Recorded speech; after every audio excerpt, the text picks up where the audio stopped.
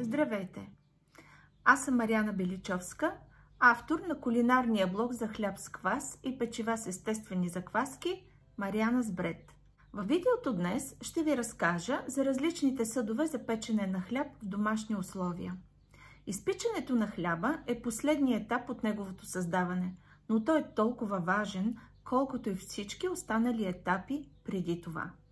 Много често хората, които пекат хляб у дома, се изправят пред въпроса каква е разликата между различните съдове за печене, кой е най-добър и какви критерии да следват при избора им. Търсейки отговор на този въпрос, през годините се здобих с доста различни съдове за печене, някои от които продължавам да използвам и до днес. Ето защо реших да споделя опита си с вас, да ви покажа моите съдове и да ви разкажа за техните предимства и недостатъци с надеждата да бъда полезна на всички, които все още нямат достатъчно яснота по въпроса. Условно съм категоризирала съдовете по вида на материала, от който са направени в следните категории: керамични, от закалено стъкло, метални и различни плочи за печене. Керамичните съдове са едни от най-популярните за печене на хляб в домашни условия. Първият от тях, за който ще стане дума днес, е добрият стар български гювеч, който всеки от нас, сигурна съм, има в дома си. Гювечът е чудесен избор за печене на хляб у дома, стига да е по-голям, с възможно по-широк отвор в горната си част, за да можем спокойно да сложим тестото в него, но и след това да извадим хляба. Ако гювечът е с по-малък диаметър в горната си част, а вътре е по-дълбок, хлябът ще излезе трудно или ще се наложи да го разрежем вътре в него. Освен това, препоръчвам, преди да започнете да печете в гювеч, да запушите дупчицата на капака му с алуминиево фолио или с хартия за печене, за да запазим вътре така нужната ни пара. Как да печем в гювеч? Винаги поставите гювеча в студена фурна. Включете на 230-240 градуса и когато фурната достигне температурата, засечете 30-40 минути, за да се нагрее добре. Извадете внимателно съда, сложете тестото в него с помощта на хартия за печене, захлупете с капака и печете на горен и долен реотан около 30-40 минути, след което капакът отново се отваря и хляба се допича за още 15 минути на 200 градуса или до златисто. Предимството на гювеча са ниската му цена и хубавото изпичане на хляба. Гювечът, който ви показвам аз, е с диаметър 24 см, което позволява да пека в него хляб от около 750-800 грама. Следващият керамичен съд, който ви показвам, е този красив глинен гювеч, който е традиционен за готвене в Германия и Австрия. В него принципа на печене е идентичен с този при българския, както като време на изпичане, така и като температура и продължителност на изпичане. Като недостатък при него бих искала да посоча по-крехката структура на капака, който не е гледжосан. Ако имате у дома подобен съд, пробвайте да изпечете хляб в него. Третият съд от тази категория, който ще ви покажа, е керамичен клош на френската компания Емил Анри. Това е уникален съд, създаден специално за печене на хляб, имитиращ условията в глинена пещ.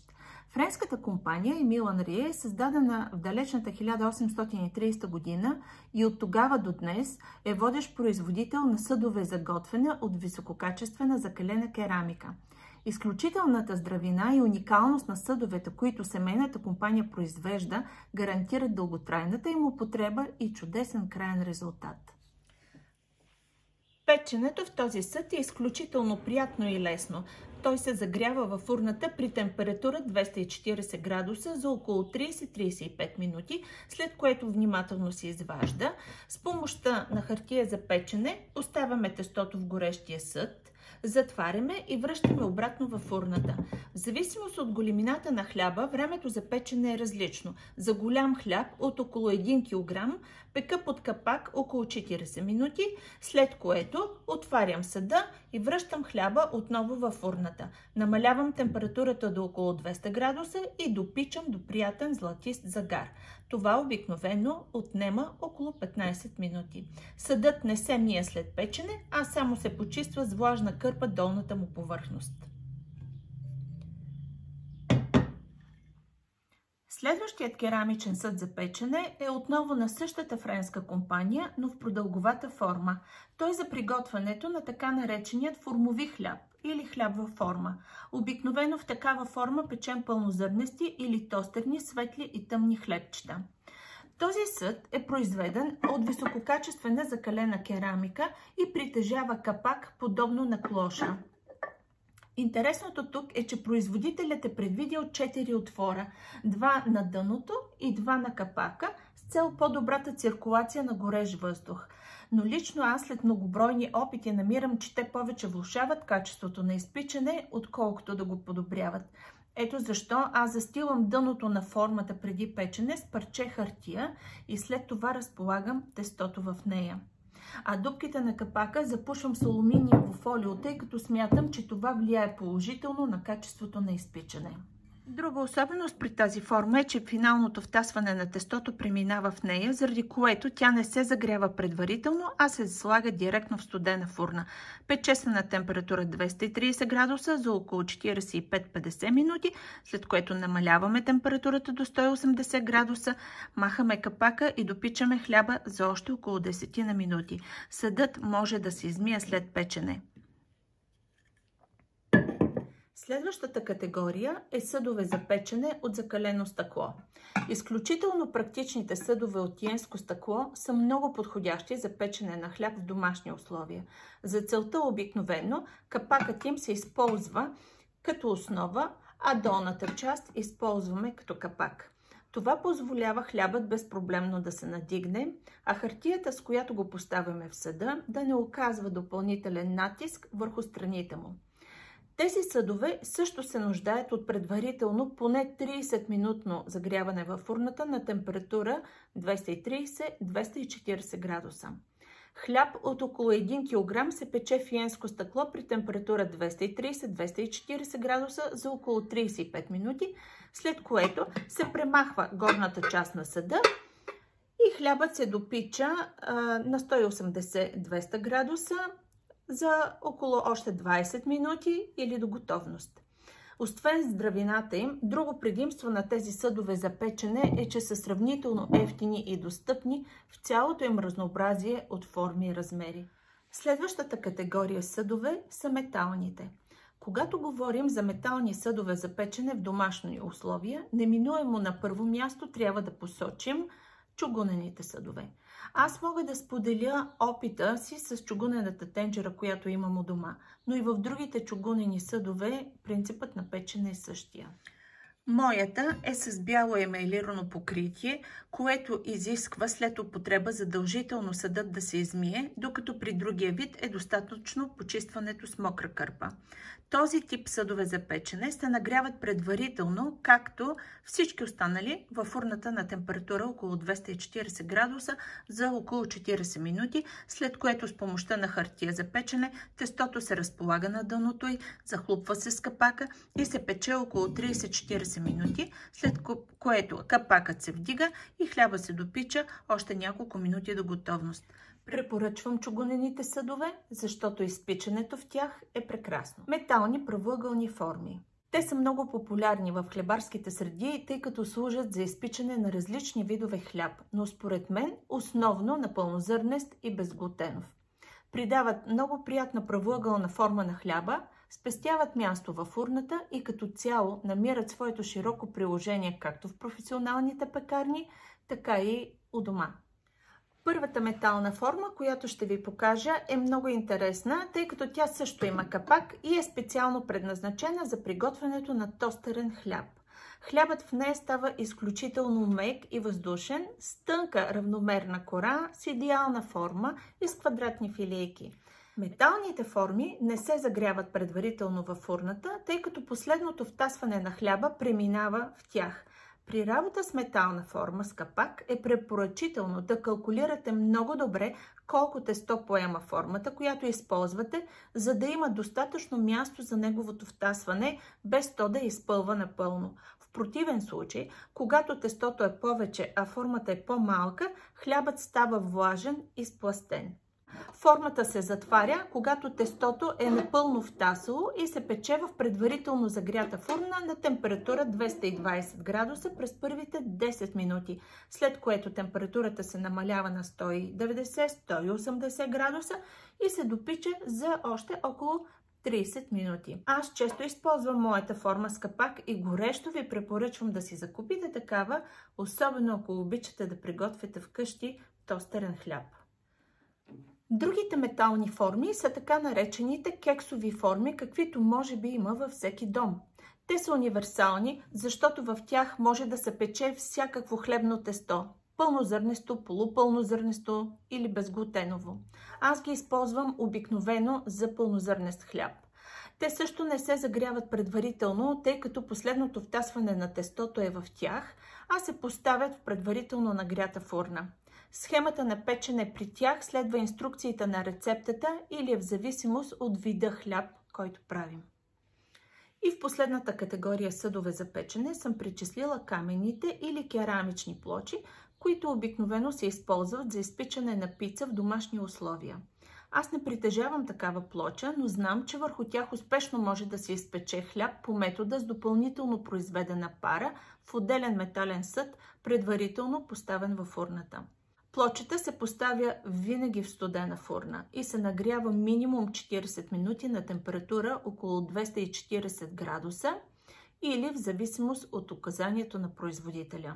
С нея се нагрява и допълнителен метален съд, в който при разполагане на тестото във фурната се налива малко количество гореща вода. Този метод на печене има един огромен недостатък. Допълнителната пара уврежда фурната. Ето защо, ако фурната ви не е приспособена за работа с пара, избягвайте често да печете по този начин, а предпочитайте затворените съдове. И последно, печене в най-обикновена метална тава или подложка за пица. Те не се загряват предварително, тъй като са изработени от тънък слой метал и бързо се нагряват. В тях печем винаги с допълнително произведена пара във фурната, при същите условия, време и температура, както при каменните или керамични плочи, за които ви говорих преди малко. И така, както виждате, на пазара днес има толкова много уреди за печене на хляб в домашни условия, че е въпрос на лично предпочитание и на бюджет, кой от тях да изберете за своите вкусни занимания. Принципът на затворените съдове много напомня този на изпичането в пещ, защото така хлябът оформя кората си от собствената си влага през първите минути на печене, благодарение на горещата среда, в която го поставяме.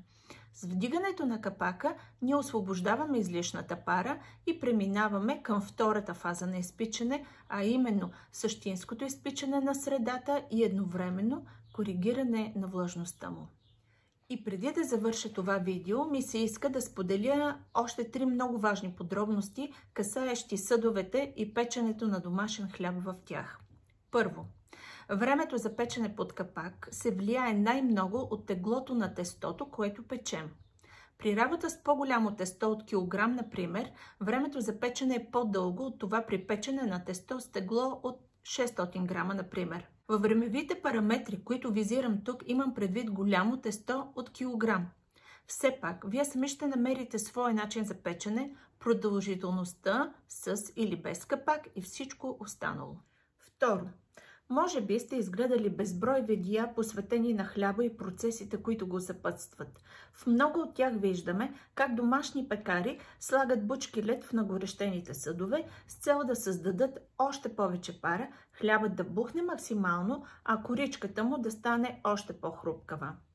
Не правете това у дома. Бучката лед може да пръсне съда от иенско стъкло и да ви нарани, да увреди вътрешността на фурната, може със сигурност да спука керамичния съд или да повреди емайла на скъпата ви чугунена тенджера. Повярвайте ми, ако не сте спазили най-важните стъпки до този момент, не разчитайте, че повечето пара в съда ще свърши тази работа. Достатъчно е, ако не губите много време от момента на изваждане на горещия съд и повторното му връщане с тестото в него. Наистина, организирайте процеса си така, че всичко да ви бъде под ръка и с няколко движения да извадите съда, да го отворите, да сложите в него подготвеното тесто, да го затворите и да го върнете обратно на топло. Така той няма да загуби много от топлината си, ще остане максимално нагрят и ще грабне бързо тестото. И последно предупреждение. Бъдете много внимателни при боравене с нагорещените съдове. Винаги използвайте дебели, но удобни домакински ръкавици, които със сигурност ще защитят ръцете ви от горещата повърхност, но и ще ви позволят захващането да е сигурно и безопасно. Това е важна подробност, тъй като местата за захващане на съдовете от йенско стъкло, например, имат малка повърхност, лесно се изплъзват в ръкавиците и това създава предпоставки за инциденти. И в самия край бих искала да кажа, че се надявам с това видео да съм била полезна за мнозина от вас. Всичко, което споделям в него, е плод единствено и само на опита ми с всеки един съд през годините, а не е празна теория. Ако видеото ви е било интересно, харесайте го. Ще се радвам да споделите в коментар вашия опит от различните съдове за печене на хляб у дома. Желая ви успешни хлебни преживявания и щастливо печене. За още подобни видеа последвайте ме в социалните мрежи. До нови срещи, приятели!